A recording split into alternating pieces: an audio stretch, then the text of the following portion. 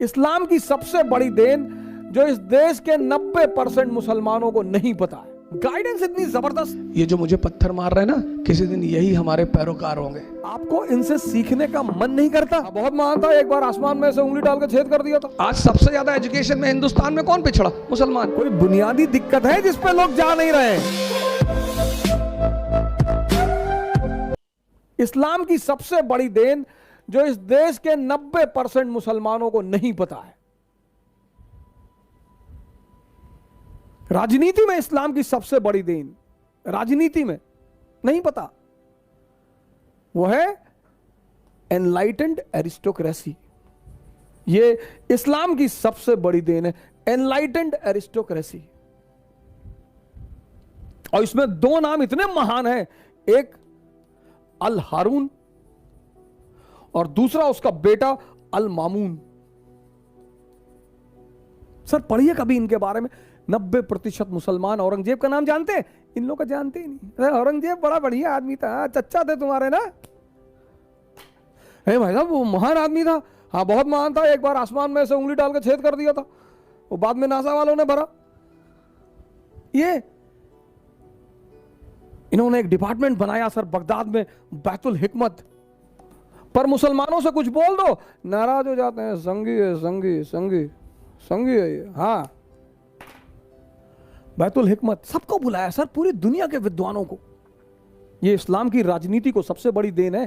Caliph system, जो आदमी enlightened होगा वो स्पिरिचुअल हेड होगा और वही पॉलिटिकल हेड होगा। हजरत अबू बकर, हजरत उमर साहब की कहानियां सुनो सर। मुसलमान इसी को भूल गया। नेता चुनो सर, तुम दलित नेता चाहते हो ना, दलित नेता चुनो, अंबेडकर जैसा चुनो, कोई हारून जैसा चुनो।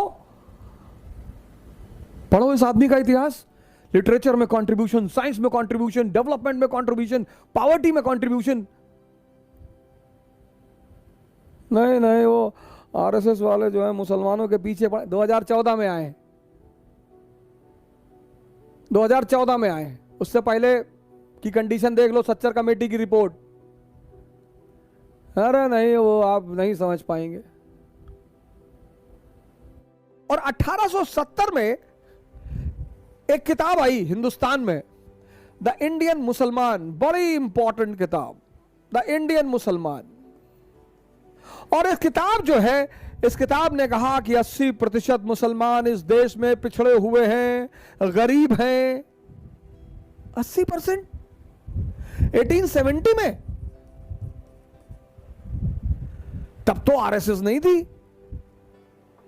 तब तो मोदी नहीं था, तब तो बीजेपी नहीं थी। 1206 से लेकर 1707 भारत में राजा कौन है? मुसलमान। इल्तुतमिश, बलबन, अलाउद्दीन खिलजी, मोहम्मद बिन तुगलक, फिरोज शाह तुगलक, बाबर, हुमायूं, अकबर, जहांगीर, शाहजहां, औरंगजेब।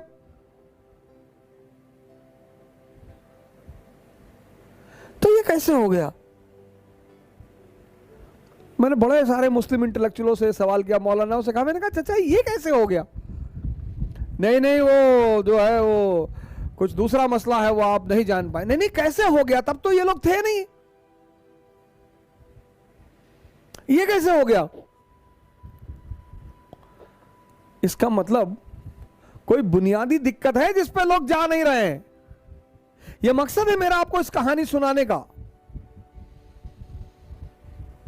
यहां पे तो सर मुसलमान शासक हैं, फिर 80% गरीब पिछड़े। क्यों? कोई तो बुनियादी वजह होगी सर। इतना बड़ा ये बिंदी देख रहे हैं, इतना बड़ा इजराइल और इतना बड़ा अरब वर्ल्ड।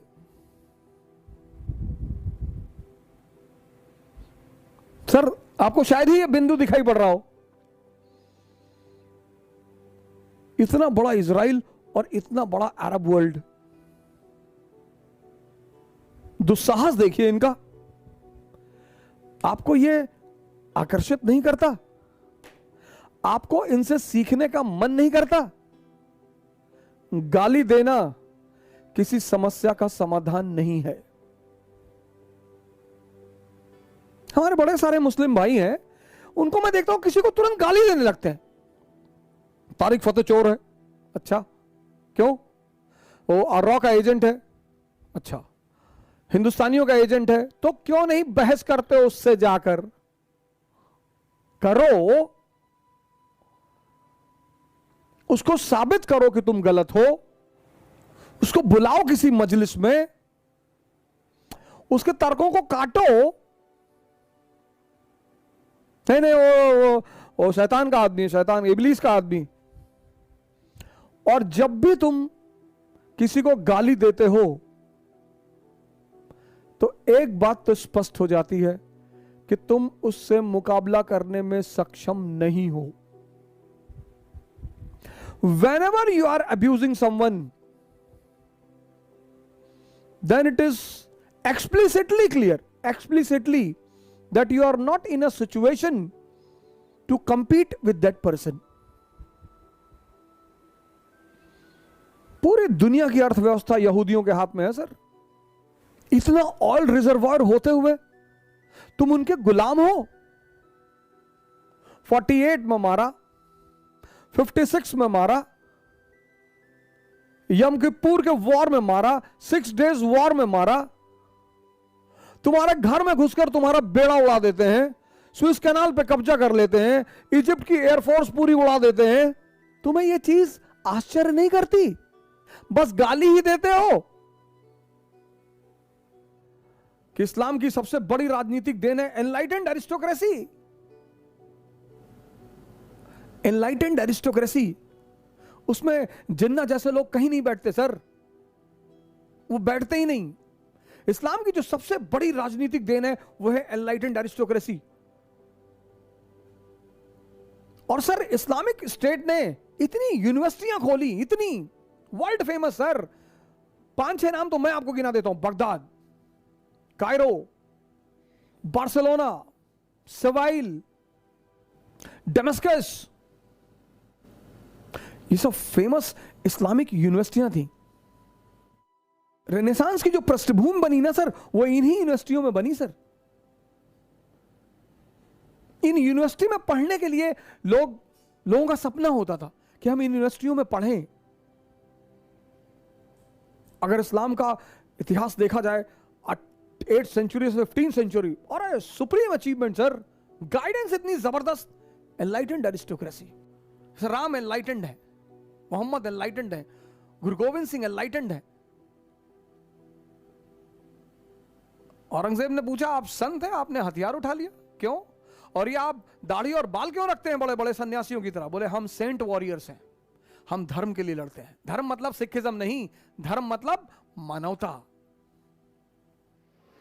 इस्लाम जब पैदा हुआ पूरी दुनिया में अंधेरा था, पूरी दुनिया में। आप कभी इस्लाम की हिस्ट्री पढ़ो, यूरोप औरतें जलाई जा रही थी विच हंटिंग के नाम पे, विच हंटिंग।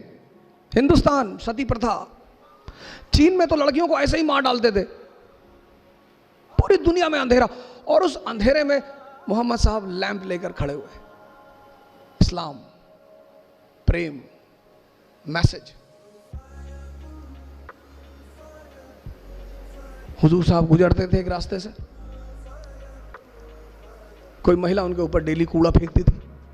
हमारे आपके ऊपर फेंक दे हम तो गोली चला दे तुरंत, कि वह कूड़ा फेंकोगे, वो भी हम मतलब मैं, वाजीराम के टीचर, इतनी औकात तुम्हारी?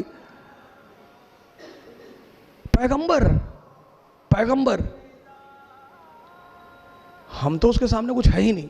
पैगंबर, मालिक का सीधा हाथ है उस आदमी के सर पे। एक दिन उस महिला ने कूड़ा नहीं फेंका, वो मकान के अंदर गए, पता किया कि मोहतरमा कहाँ है, पता चला बीमार है। गए, हालचाल पूछा, कहा मालिक से दुआ करूंगा कि आप जल्दी ठीक हो जाए।